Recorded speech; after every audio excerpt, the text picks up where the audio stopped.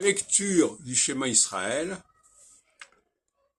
nous interpelle parce qu'elle nous montre bien que euh, la notion de cœur est au cœur, c'est le cas de le dire, du judaïsme.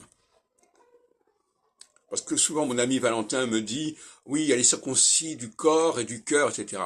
Or, dans le schéma Israël, on ne parle que du cœur.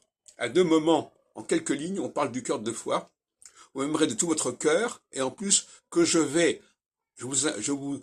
vous ordonne dans votre cœur à respecter mes lois. Bon, donc il n'est pas question de circoncision physique. D'ailleurs, la circoncision n'est pas demandée dans ce genre de texte. En revanche, curieusement, dans l'Eucharistie, on nous parle bien du sang.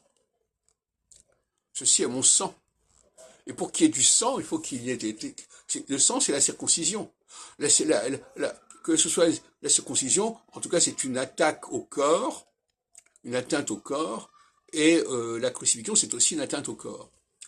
Donc, quelque part, le christianisme s'articule sur le sang, sur le fait de verser le sang qu'on a. Alors, les martyrs, on leur verse le sang, mais peu importe, toujours est-il qu'il y a ce sang qui est produit par une intrusion d'un appareil, d'un couteau, d'une lance, etc.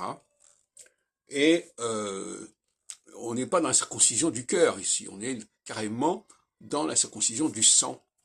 Et je voudrais que ce soit quand même très clair.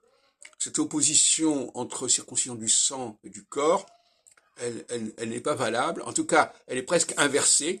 C'est plutôt les juifs qui sont pour la circoncision du sang, du cœur, et c'est les chrétiens qui sont pour la circoncision du sang.